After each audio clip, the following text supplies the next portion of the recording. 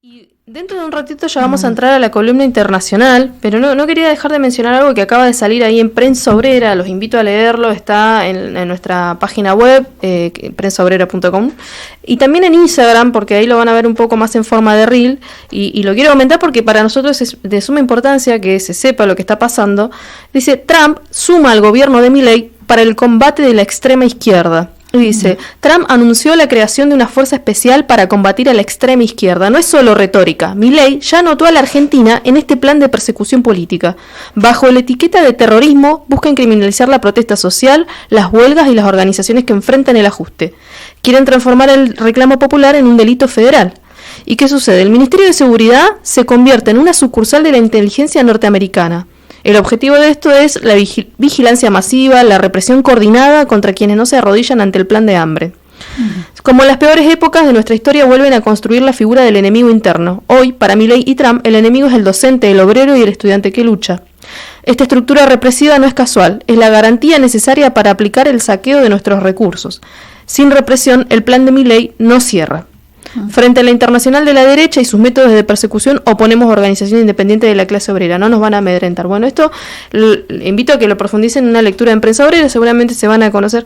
Es un llamado de atención porque la coordinación de poner el Ministerio de Seguridad subordinado a la inteligencia norteamericana significa que, obviamente, ya venimos denunciando, que van a seguir haciendo ciberpatrullaje, que van a criminalizar la protesta y que esta criminalización, esta detención, incluso sin ningún tipo de ni de pruebas ni de orden judicial, que habilita el gobierno a las fuerzas de seguridad e incluso a un llamado a conformar, no está explícitamente así, pero sí de organizaciones parapoliciales que amedrenten a los trabajadores, a las organizaciones en lucha y a los militantes de izquierda, ¿no? Porque se suma a este discurso en contra de la izquierda a nivel mundial, de la ideología woke.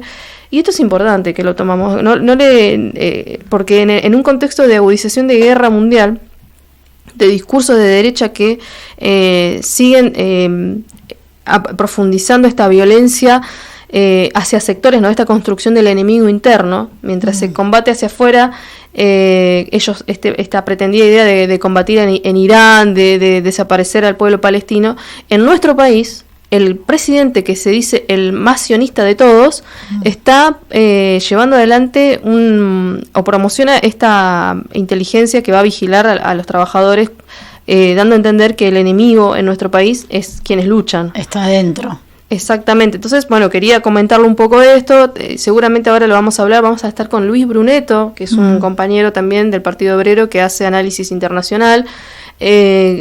Aprovecho también para comentar, bueno, viste que mañana sale la flotilla, la nueva Global Summit flotilla desde Barcelona, más de 100 barcos que se están sumando nuevamente para poder llevar ayuda humanitaria a Gaza.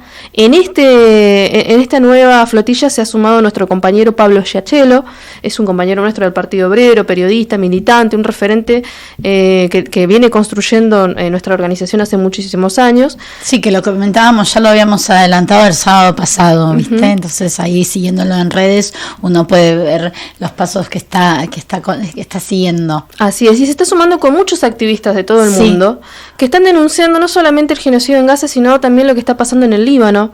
Hay una situación de mucha gravedad donde han matado a muchas personas, más de 300 personas en menos de, lo habían dicho, lo escuché en muchos medios independientes, de menos de 2 horas.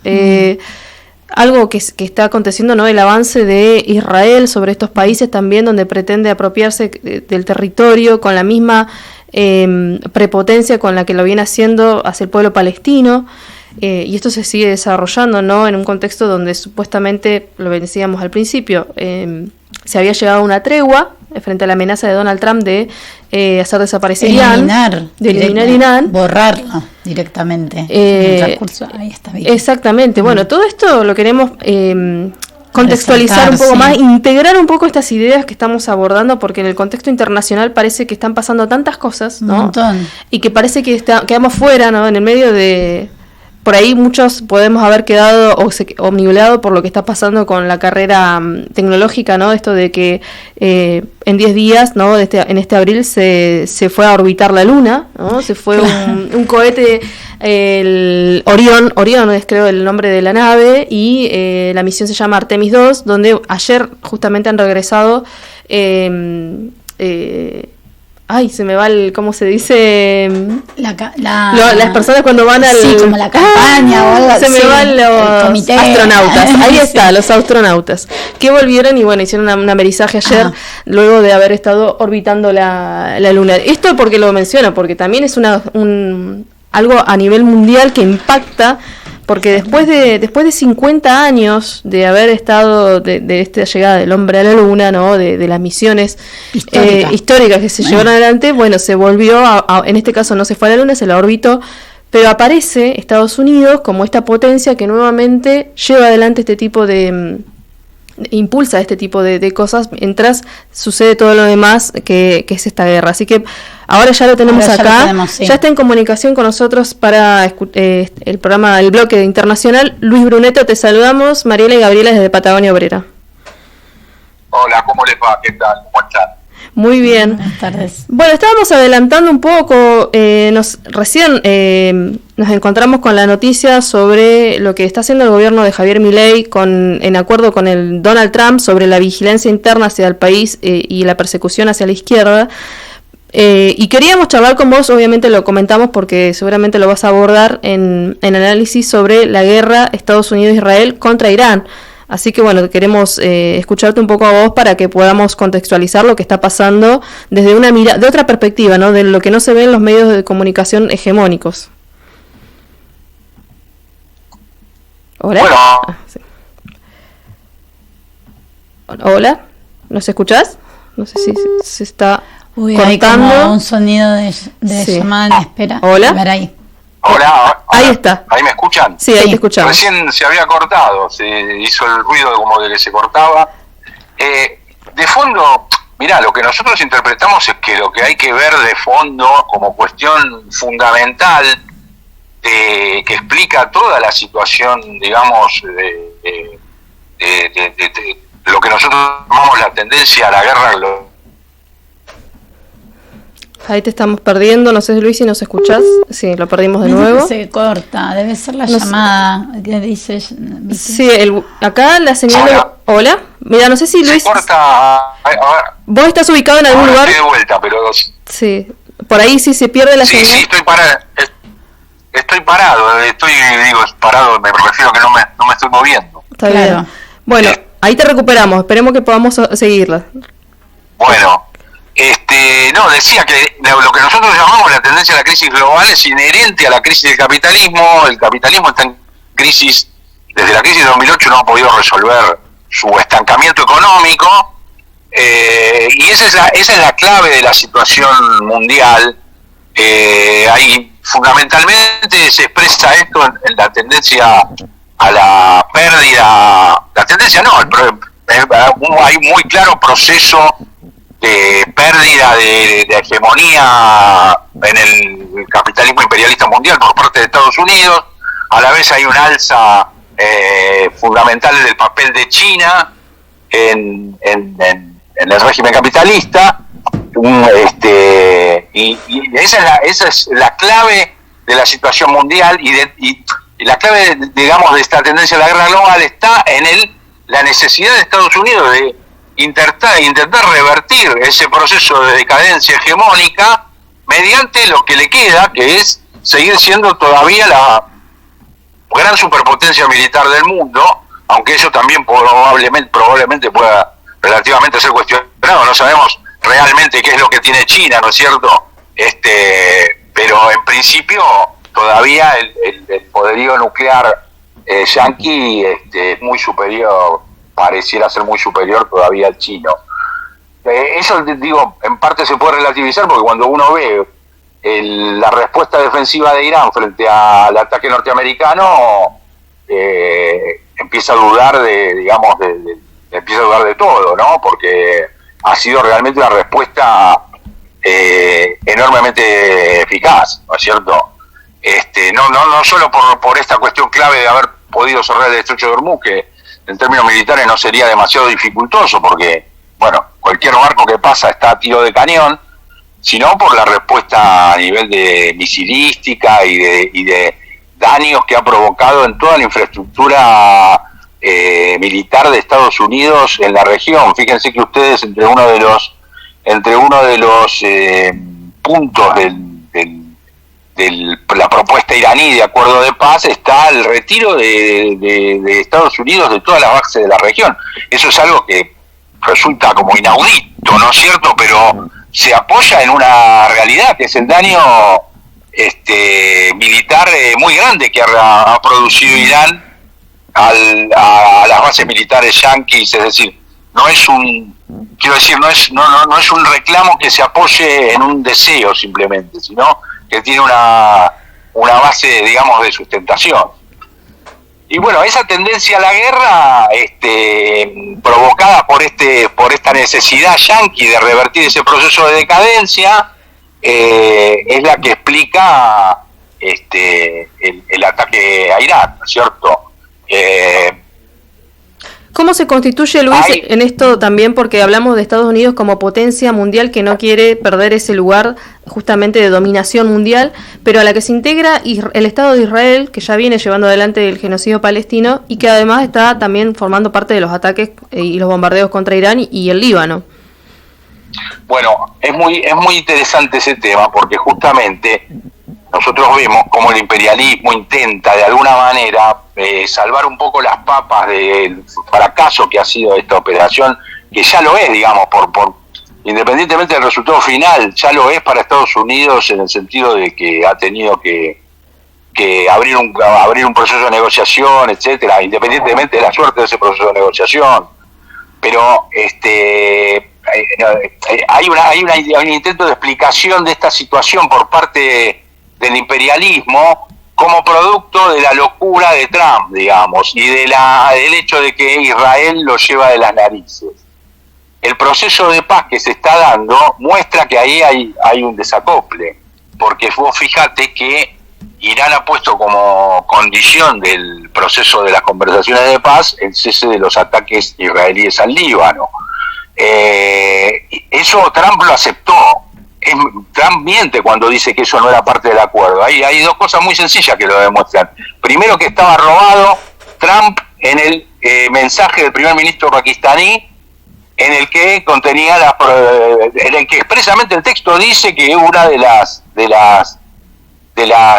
acuerdos es el cese de los ataques al Líbano, que eso forma parte del acuerdo. Entonces, eso demuestra, y después por supuesto el primer ministro pakistaní lo ha dicho, que efectivamente ellos estaban en el acuerdo. Es decir, que Trump miente cuando dice eso. ¿Y por qué miente? Miente porque, ¿qué pasa? Netanyahu lo ha presionado, lo ha desafiado, manteniendo los ataques, y bueno, ustedes vieron lo que es Trump, ¿no? Un tipo que dice una cosa hoy y dice otra, no tiene ninguna preocupación en que se note que miente, no tiene ninguna preocupación, no le interesa, pero queda claro cómo Israel presiona por mantener los ataques, porque lo que quiere Israel es boicotear el acuerdo. Ahora, en cambio, Trump quiere salir lo más rápido posible de ahí, porque no se banca 2 días más de cierre del estrecho de Hormuz, porque la crisis económica, digamos, el proceso de estancamiento se transforma ya no en estancamiento, sino en una recesión abierta, ¿se entiende? Si el cierre del estrecho de Hormuz se prolonga. Además, ahora está la presión de Europa, que Europa ya, Macron hoy declaró directamente que Israel tiene que dejar de bombardear el Líbano. Y bueno, Israel parece no estar dispuesto. Otro síntoma de esto, fíjense quién encabeza la delegación norteamericana, que es Vance. Vance era el vicepresidente de Estados Unidos, era un opositor a este ataque militar. E incluso en gran medida el generalato yanqui se oponía a este ataque militar. El que forzó el ataque es el secretario de Defensa Hexet, que ahora no va es raro que el secretario de Defensa no participe de la delegación que por Estados Unidos va a negociar el acuerdo. Son señales de que Estados Unidos efectivamente buscó un acuerdo, y todas las declaraciones de Vance, desde que se anunció que él iba a encabezar la delegación yanqui, son en el sentido de pedirle a Israel que afloje con los bombardeos al Líbano. Así que bueno, ¿qué quiero decir con esto? Israel juega un papel decisivo porque ha sido la cabeza de playa del imperialismo yanqui en Medio Oriente, pero ahora tiene sus propias necesidades que son diferentes a las del imperialismo y pretende imponerlas, pero esto nos muestra que el verdadero poder son los Estados Unidos, ¿no? Ayer Netanyahu hizo declaraciones en las que dijo que ellos eran una superpotencia, es decir, que Israel se ha transformado en una superpotencia. Pero bueno, Israel depende de la continuidad del suministro norteamericano para poder continuar con la guerra, lo cual demuestra que no es una superpotencia y que además depende de Estados Unidos, es su cabeza de playa en el Medio Oriente y lo sigue siendo. Ahora, Luis, bueno, esto justamente que vos estás explicando, que es un poco el de fondo, es el de fondo el problema que existe cuando uno mira en los medios de comunicación una guerra, que la tendencia es a la guerra mundial, o el análisis que se hace es que es la tendencia justamente por la disputa que hay a nivel mundial de Estados Unidos contra China, contra Rusia, y que tiene países aliados como Israel para llevar adelante este tipo de ataques, y entre otros también Argentina, que no tiene las condiciones para llevar adelante un despliegue militar, sin embargo pone nuestro país al servicio de...